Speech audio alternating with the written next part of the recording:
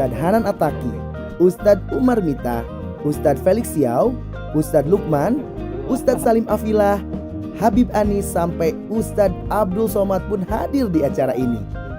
Alhamdulillah, melewati 3 hari 3 malam bareng para ustadz bikin kita jadi punya kesempatan untuk mengenal mereka lebih dekat dan belajar banyak hal. Dimana biasanya kita hanya mengenal mereka di mimbar-mimbar, ternyata di luar mimbar mereka adalah orang-orang yang luar biasa sederhana dan apa adanya. Bahkan bercandaannya di antara mereka nggak jauh beda sama kayak kita-kita. Misalnya aja nih Ustadz Felix, lihat kesehariannya, nggak ada jaim-jaimnya, jauh banget dari kesan radikal. Malah bisa dibilang sebagai pribadi yang selalu bikin cair di setiap suasana. Ada juga Ustadz Umar Mita yang sangat santai menyikapi perbedaan.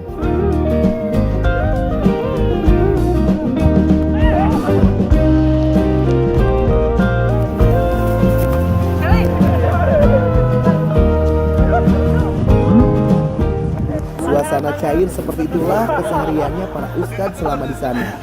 Mau itu lagi makan bareng, main bola, ngopi-ngopi, barbekyuan, sampai forum-forum diskusinya pun selalu diwarnai dengan kehangatan. Bener-bener cair dan gak ada jaim-jaimnya. Termasuk dengan kita-kita, tim media dan teman-teman lainnya. Tapi begitulah para ustadz. Jangankan kondisi seriusnya, dalam bercandaannya pun banyak hal penuh hikmah dan inspirasi yang bisa dipetik.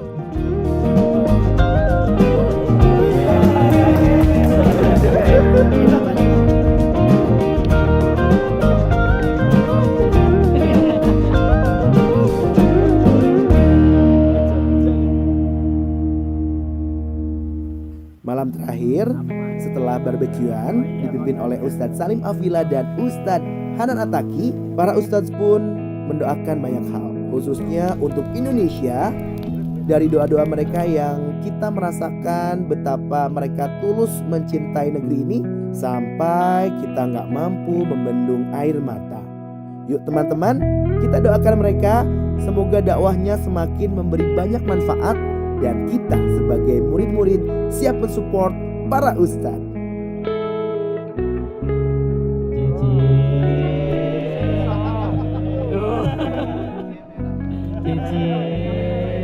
Udah tua juga.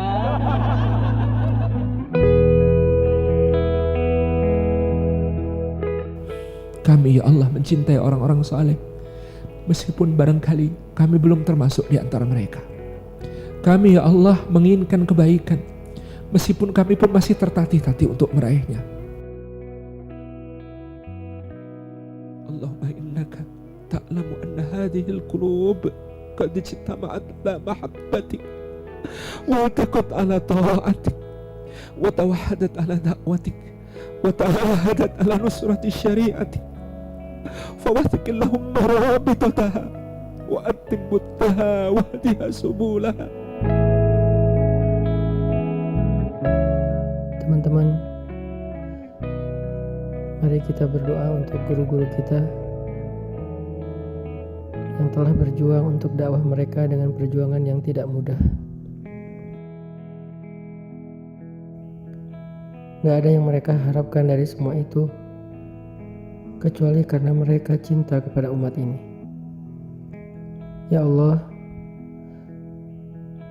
mudahkanlah dakwah guru kami Ustadz Abdul Somad. Ringankanlah beban-beban di pundaknya. Turunkanlah untuknya pertolongan-Mu. Bukalah baginya jalan-jalan kebaikan. Kuatkan kesabaran beliau. Kami mencintai beliau karena Engkau ya Allah. Wahai Allah, bantulah dakwah guru kami Ustadz Felix Xiao. Orang sebaik beliau, sebersahabat beliau, ternyata masih banyak hati-hati dengki yang memfitnah dan tidak suka kepada beliau. Muliakan beliau ya Allah. Bersihkan nama baiknya. Jadikan dia dicintai oleh hamba-hamba-Mu. Duhai Allah, bantu dakwah guru kami Ustadz Umar Mita. Akhlak beliau begitu santun. Hatinya penuh cinta.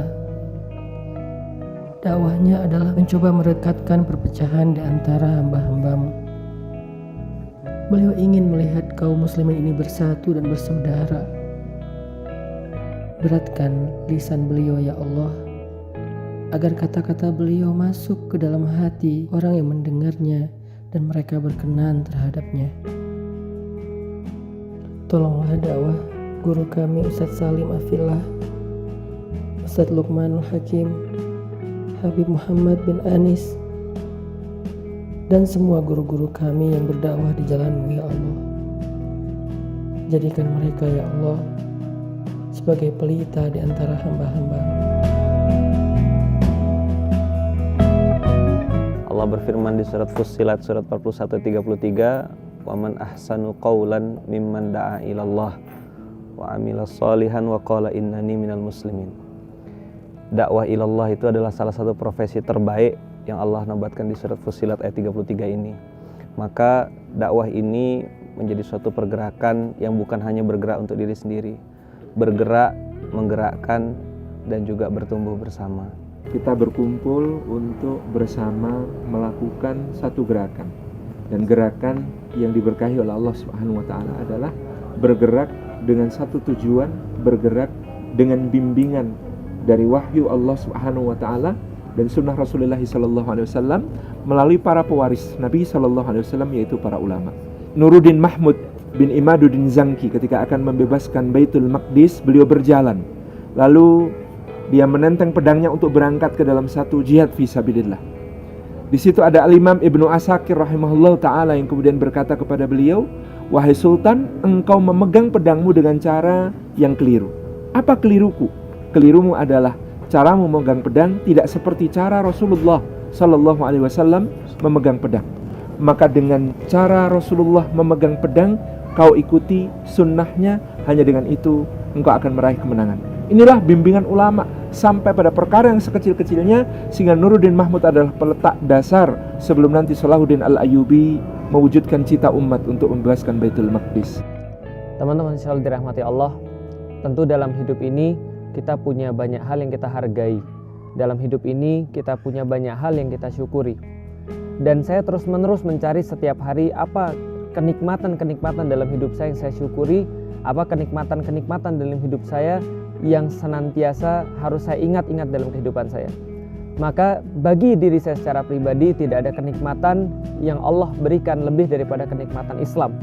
Karena itulah kenikmatan salah satu di dalam hidup adalah bisa membagikan keislaman ini kepada orang lain, bisa membahagiakan orang lain dengan Islam ini. Maka Allah berfirman di dalam Al-Quran, "Ya ayyuhalladzina amanu stajibu lillahi walirrasuli idza da'akum lima yuhyikum." Wahai orang-orang yang beriman, penuhi panggilan Allah dan Rasulnya ketika Allah dan Rasulnya menyeru kepada kalian dengan sesuatu yang menghidupkan kalian. Maka Islam adalah sesuatu yang menghidupkan saya. Maka teman-teman sekalian, apa yang menghidupkan teman-teman sekalian?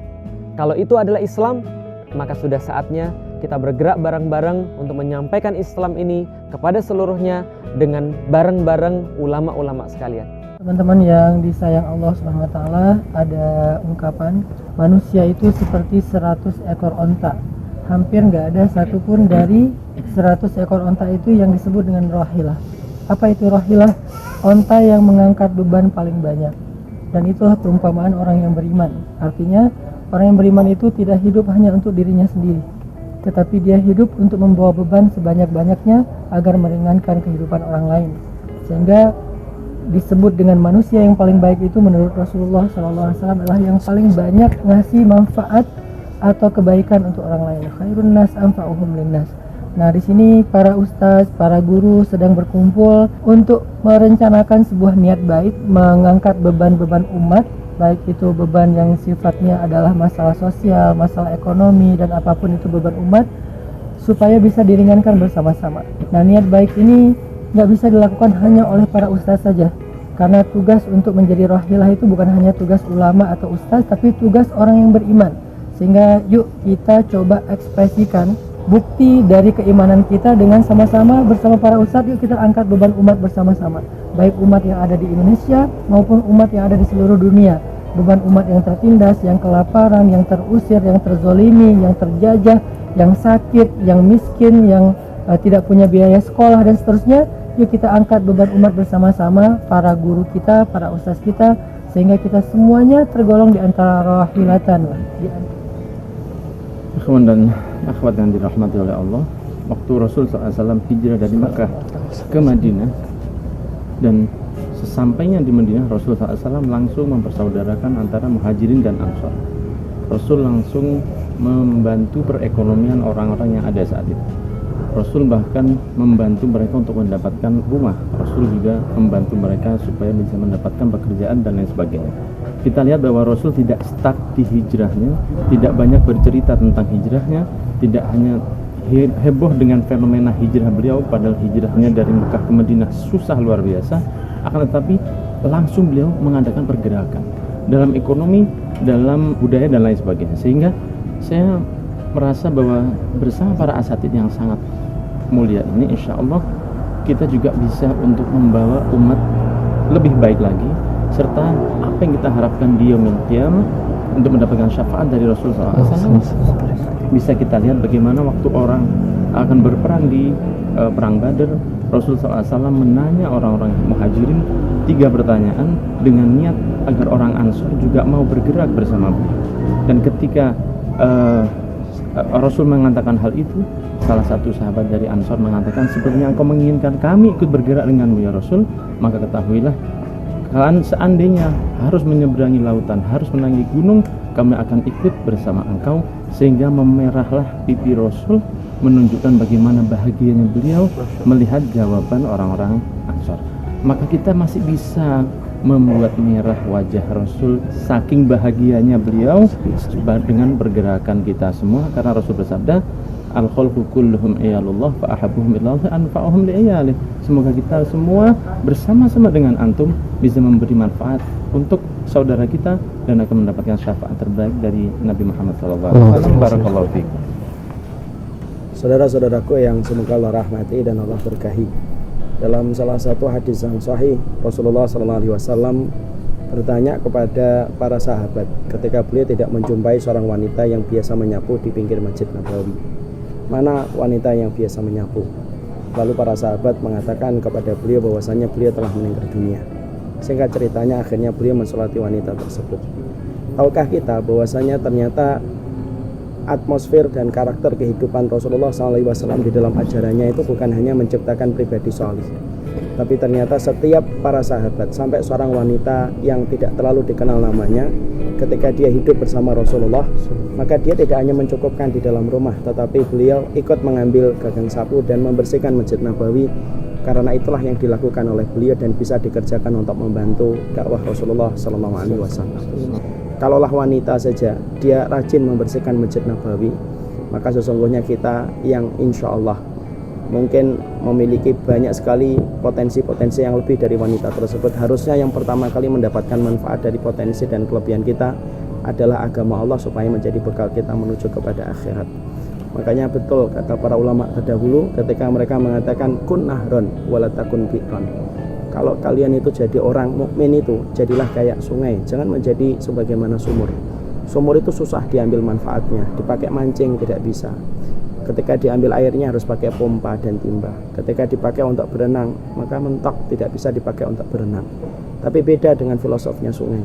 Sungai itu dipakai apapun begitu murah dan begitu mudah memberikan manfaat. Dipakai renang bisa, dipakai mancing begitu gampang. Bahkan kita membuang kotoran pun, sungai akan setia mengantarkan kotoran kita ke tempat yang jauh. Maka hidup seorang mukmin itu kalau mereka sudah paham agama, bukan menjadi sumur, tetapi haruslah dia menjadi sungai. Dan semoga saya ingin menjadi sungai, dan antum saya harapkan juga menjadi sungai. Dan kita ketika menjadi sungai tidak bisa sendiri-sendiri, harus bareng-bareng, karena pada kebersamaan itulah Allah akan memberikan kebaikan dan pertolongan. Lisanul hal afsah min lisanil maqal. Perbuatan, action jauh lebih menyentuh daripada ucapan. Berapa banyak kata-kata yang tersusun indah, narasi yang begitu memukau, tapi dia hanya seperti istana pasir di tepi pantai ketika ombak datang, buyar, hilang. Apa yang membuat majelis ini? Apakah karena indah kata-katanya? Apakah karena syairnya yang luar biasa? Kita diajarkan dalam hadis an asila ila qarabati Rasulullah sallallahu alaihi wasallam ahabbu ilayya min an asila ila qarabati. Menyambung silaturahim dengan keturunan Rasulullah SAW lebih aku sukai daripada menyambung silaturahim dengan keluargaku sendiri, kata Sayyidina Abu Bakar Siddiq. Di dalam majelis ini kami menyambung silaturahim dengan Sayyidil Habib Anis bin Syahab.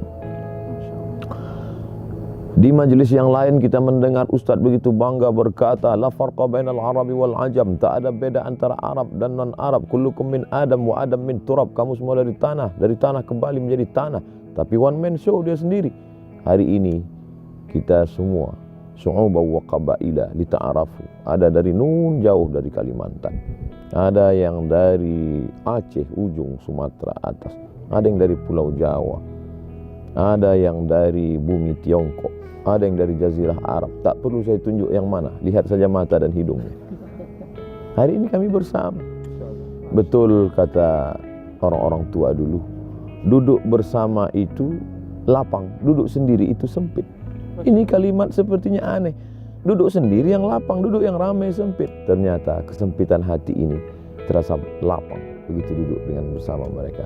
Maka jangan pernah duduk sendiri, duduklah bersama, akan terasa lapang. Terima kasih. Assalamualaikum warahmatullahi wabarakatuh. Masya Allah, jazakallah.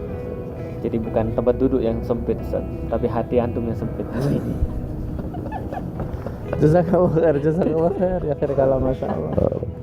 Keluar lagi. Tempat duduk itu luas, tapi hati kita yang sempit. Ana maafkanlah kalian.